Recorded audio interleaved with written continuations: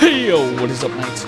Aegis Rick here, and we've finally gotten our hands on level 100 cap. And as someone who very much enjoyed level 95 cap, I was rather skeptical about how I'd handle the changes made here in 100 cap. But after about a week of non-stop play, I think I'm in a fine position to say that my concerns have been dissuaded. This cap is phenomenal because I think they've struck a fine balance between grind-based progression and complete RNG. If you're brand new or trying to return to DFO, this is about as good a time as ever. But I'll explain all of that in due time. For now, let's recap some of the new things that can be expected here in 100 cap. Let's go.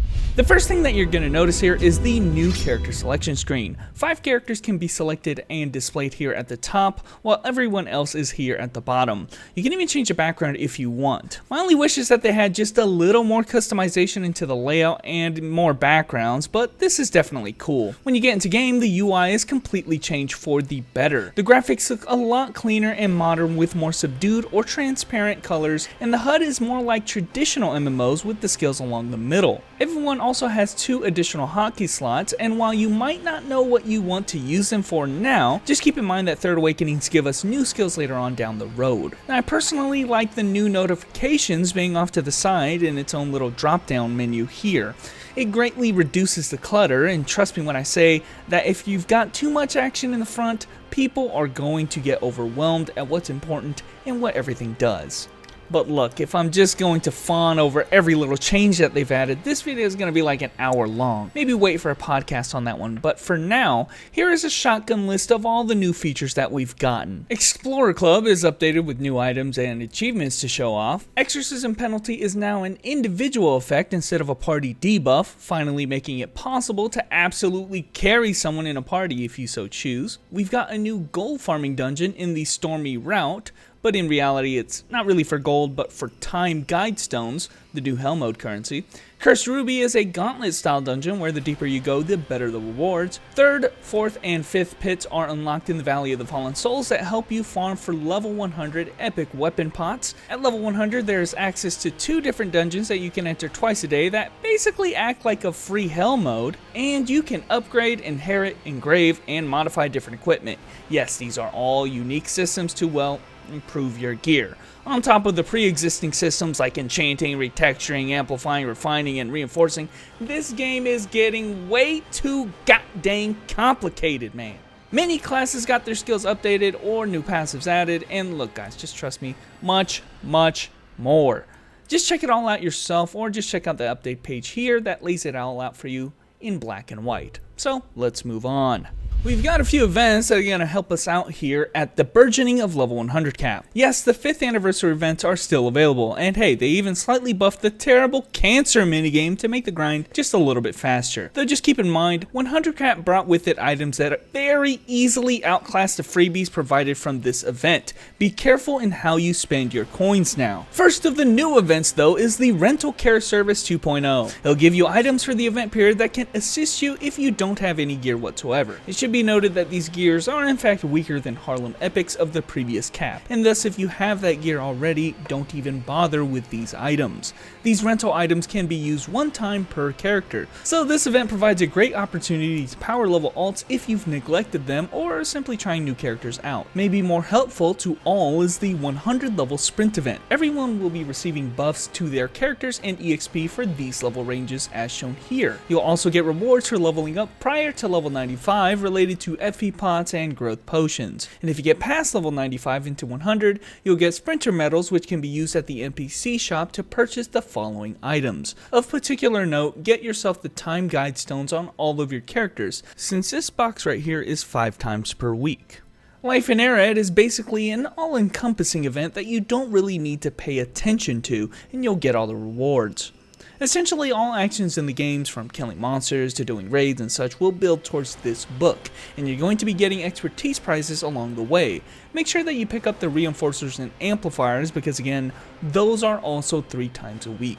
Lastly, we've got perhaps the most useful event, the Scattered Fragments of Time.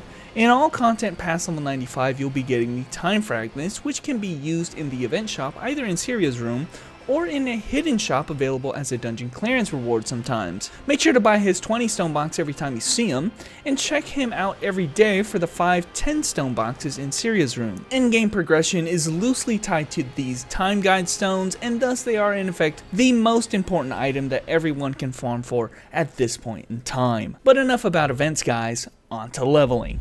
Now, the leveling progression from 95 to 100 is very different from most other level cap expansions. Different in a good way, that is, because they have built gear progression into it in a very logical way. Essentially, scenarios will give you a little more than one level for all of your odd levels, that is, level 95, 97, and 99. That means that for all the even levels, level 96 and level 98, you must grind to get to the next level. At level 96, you have access to the Ghent Palace that is farmed for your unique level 100 gear and gives about 4% per run. At level 98, you get access to the 2 dungeons that you farm for your level 100 legendary gear at 3% per run. We'll talk about the gears in a sec, but trust me, these grinds are not only quick, but the gears themselves will be instrumental in preparing you properly for this cap.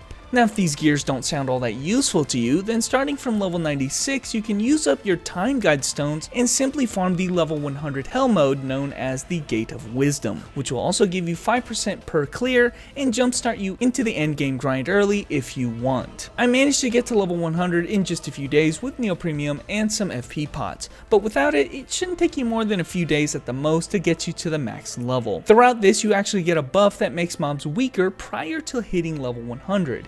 In fact, this buff is so good that I suggest abusing it to farm content, because after you hit level 100, you'll lose it and content will undoubtedly be harder than before. Just a small pro tip, especially if you're undergeared trying to do harder content.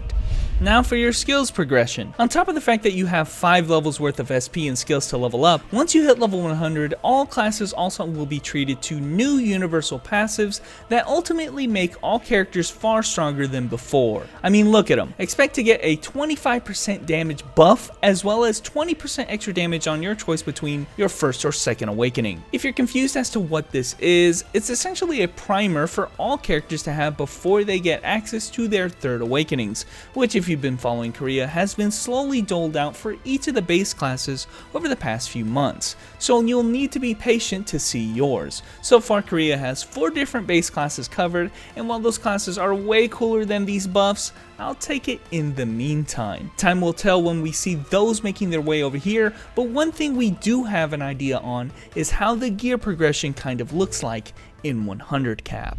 For those who don't really know, with 100 cap we are regressing back to the RNG based progression of 85 and 90 cap provided by Hell mode, instead of the grinding based systems of 95 cap where you got all your gear from the NPCs. Now again, I remind you, I was the biggest skeptic of this change, not only because I enjoyed the merit based progression of 95 cap, but because I've lived through the hellscape that was those previous level caps. And I'm proud to announce that my fears have been dissuaded, because Neopol took a fine eye as to what the problems were with the hell modes of the previous caps, without completely eliminating the ability to grind for competent gear. Let me explain. The level 100 uniques are damn easy to farm. I managed to get a full 12-12 set in just a day, and I'd suspect 2 days at the very most. This set, for all intents and purposes, is on the same level as Harlem and Tabor's epics of the previous cap. I was doing some testing, and quite frankly, it's not all that important that I know which is stronger than the other, because as far as I'm concerned, those 3 different sets are all on the same tier of strength. In other words, if you have any of those sets, then it's not necessary to farm a level 100 unique, because this is the gear that you're going to use to farm for the real start of the endgame, level 100 legendaries. Now these gears are extremely powerful. Let's just say if you were completely pre-graduated from the previous cap, these legendaries are perhaps only a tiny step weaker than that. In other words, if you aren't wearing pre-graduate gear, you farm these legendaries. The grind is not as quick as the uniques, but we aren't talking very long here either. Maybe a couple weeks, and that's if you aren't lucky enough to get pieces to drop outright for you. You've got 2 dungeons that you can farm 10 times each, giving you plenty of opportunities to get pieces to drop outright. And if it's curse gear, that means you can transfer it to any other level 100 cap gear using the inheritance system. Once you get your legendaries, you're basically strong enough to do most all content available in the game, but the rest of your progress is going to be farmed in the Guide of Wisdom Hell mode, which drop the coveted level 100 epics and even the next tier of gear, mythics. Now, why do I say this RNG base progression isn't as bad as the previous level caps? Well, I've got several reasons, of which I want to explain in more detail in a podcast,